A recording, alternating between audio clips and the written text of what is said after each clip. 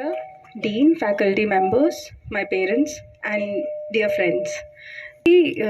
Doesn't matter where we stand, आप जितना मेहनत करेंगे, जितना आप आगे बढ़ने की कामना रखते हैं, उस हिसाब से आपका प्रोग्रेस होता है लाइफ में.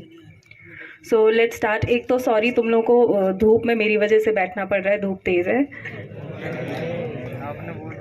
So let me start. मैं भोपाल से ही हूँ. भोपाल से ही मेरी प्राइमरी एजुकेशन स्कूल तक की पूरी कंप्लीट हुई. फिर मैंने मैनेट में एडमिशन लिया इलेक्ट्रिकल इंजीनियरिंग में 2013 में. So it's been 9 long years when I was sitting that side and today I am this side. So matter of time है. 9 years में you will also make it to better places. You will make it to great heights and you will be at this side. You will be in this side of the dice and maybe even beyond. So जब college में थी तो एक चीज़ जो NITians के मन में होती है इन जनरल, कहीं ना कहीं, that we miss the bus to IIT. तो वो पेन एटलीस्ट फर्स्ट ईयर तक तो रहता है कि शायद IIT में नहीं हुआ इसलिए NIT में आ गए, ट्राई करते नहीं करते क्या करते. तो दैट ये जो एक गैप सा रह जाता है कि आई मिस द बस, ये कहीं ना कहीं मोटिवेटिंग फैक्टर भी होता है कि अब जो भी करना है you have to do it really well. Because one bus maybe you have missed, you need to prepare for the other buses to catch. So take it as an advantage that still we have that scope कि अभी भी life में हम और भी better करने के लिए स्कोप रखते हैं.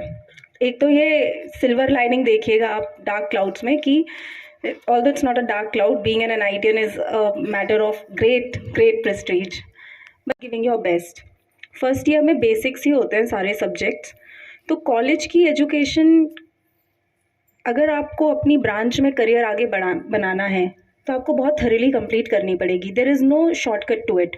आप कुछ लोग कहते हैं कि हम कंसल्टेंसी या कंप्यूटर साइंसेस साइड में जाएंगे क्योंकि जो रिक्रूटमेंट प्रोसेस है, जो प्लेसमेंट प्रोसेस है, वहाँ पे एक बायस तो दिखाई देगा आपको कोडिंग की तरफ, सॉफ्ट स्किल्स की तरफ. तो जिनको ऐसा है कि हमको उसी एरिया में अपना करियर बनाना है, MBA करना है या उस तरीके से आगे बढ़ना है, so start focusing on that front. But अगर आपको लगता है that you want to focus upon your own core engineering, जैसे for me electrical engineering was the thing, मुझे इलेक्ट्रिकल इंजीनियरिंग में ही करियर बनाना था, तो मैंने शुरू से इलेक्ट्रिकल इंजीनियरिंग पे ही ध्यान दिया. Faculty in this college is really good. The only thing is कि you need to make sure कि आप उनसे वो एडवांटेज ले पाएँ या वो बेनिफिट्स डिराइव कर पाए जो एज अ स्टूडेंट आपको चाहिए, क्योंकि उनके पास भी एक शेड्यूल होता है, करिकुलम होता है, there are many students in the class. तो वो एक लेवल ऑफ टीचिंग जो उनका है वो तो वो करेंगे ही. Beyond that wonderful faculties. अगर मुझे कुछ फैकल्टीज़ के यहाँ पे नाम लेने हो जिन्होंने मुझे शुरू से बहुत अच्छे से गाइड किया है, they have always been there for me even after the results और during preparation all the while. Priyanka Paliwal ma'am है, मुकेश किरार सर, अमित ओझा सर, ये 3 टीचर्स तो ऐसे थे कि कभी भी कोई प्रॉब्लम हो I can always reach out to them even today. तो इस तरह से आपको अपनी फैकल्टी के साथ एक रेपो डेवलप करना चाहिए. हर फैकल्टी के पास इतना टाइम नहीं है कि वो एक बच्चे के साथ में उस तरह से रेपो डेवलप करने में टाइम लगा पाएँ. तो ये आपकी रिस्पॉन्सिबिलिटी है कि आप रीच आउट करिए. कॉलेज में आपको मेंटरशिप टाइप का माहौल अपने लिए क्रिएट करना पड़ेगा और अपने लिए एफर्ट्स खुद को डाल लें. सो एक तो ये कि आप यहाँ पे कॉलेज की चीज़ों का प्रॉपर बेनिफिट डिराइव कर पाएँ, तो उसके लिए पर्सनल लेवल पे एफर्ट डालिए, कनेक्ट करिए टीचर्स से. जो भी फैसिलिटीज़ हैं, अब तो इंफ्रास्ट्रक्चर बहुत अच्छा बन गया है, new classrooms, new labs, much more sophisticated. इन सारी चीज़ों को अगर आप चाहते हैं कि आप यूज़ कर पाएँ तो for that start putting individual efforts.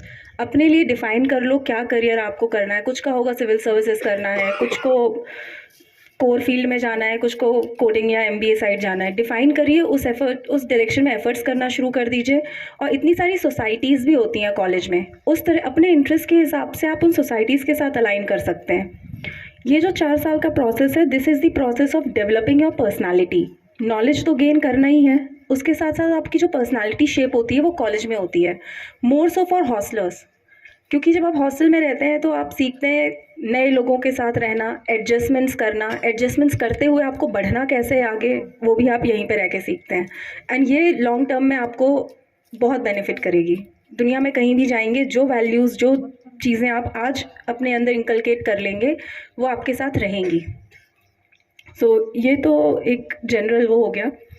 इसके अलावा जिन लोगों को सिविल सर्विसेज में करियर बनाना है, आप रफली, क्योंकि मैंने अभी रिसेंटली इसका एग्ज़ाम दिया तो मैं ज़्यादा बता सकती हूँ प्रिपरेशन के बारे में, एक एप्टीट्यूड डेवलप कर लीजिए। फर्स्ट ईयर से ही तैयारी में लग जाने की ज़रूरत नहीं है। ऑनेस्टली 2 साल की प्रिपरेशन काफ़ी होगी इस एग्ज़ाम के लिए, तो अगर आप थर्ड ईयर फाइनल ईयर में भी करेंगे तो भी ठीक है। ज़्यादातर यहाँ पे फर्स्ट ईयर के ही स्टूडेंट्स हैं, so first year, all are first years. तो फर्स्ट ईयर्स में यू कैन स्टार्ट डेवलपिंग और इंकलकेटिंग दैट एप्टीट्यूड। आप न्यूज़पेपर पढ़ना स्टार्ट कर दीजिए। मैनेट की लाइब्रेरी बहुत बड़ी है। आई एग्री कि उसमें थोड़ा, मेरे टाइम में जहाँ तक मुझे याद है, थोड़ा सा बुक ढूंढने में दिक्कत होती थी। आज अभी भी है लेकिन लाइब्रेरी है बहुत बड़ी और दुनिया जहाँ की किताबें हैं वहाँ पे। So you can start searching, अपना इंटरेस्ट डेवलप करना आप स्टार्ट कर सकते हो। Start reading newspaper, at least first page, editorial, international relations, उतना स्टार्ट करिए। Don't wait for right time to come, start shaping और aptitude. And one more thing, in 2 साल में आपको क्लैरिटी भी आएगी एक्चुअली आप ये करना चाहते हैं या नहीं करना चाहते हैं। और जो भी फील्ड आपने चूज़ की है, एटलीस्ट फर्स्ट 2 ईयर्स तो उसको अच्छे से पढ़िए, ताकि ओवरव्यू आपको अच्छा मिले, आप एक इन्फॉर्म डिसीजन भी ले पाएँ। क्योंकि कई लोगों का डिसीजन चेंज होता है, सेकेंड ईयर थर्ड ईयर तक वो चेंज होता रहता है कि अभी ये करना, अभी वो करना है। और करियर्स बहुत सारे हैं। कुछ लोग प्लेसमेंट के बाद ज़्यादा अच्छा करियर बनाते हैं, कुछ एग्जामिनेशंस के थ्रू निकल जाते हैं। So opportunities are ample. कोई ये कहे कि अपॉर्चुनिटीज़ की कमी है, तो opportunities are too many, but you need to be prepared to gauge them. बाकी मुझे पता नहीं आप क्या एक्सपेक्ट कर रहे हैं, तो एक इंटरेक्शन ही रखते हैं। आप बताइए कि मैं आपको क्या बताऊँ, आप पूछिए and I will answer you.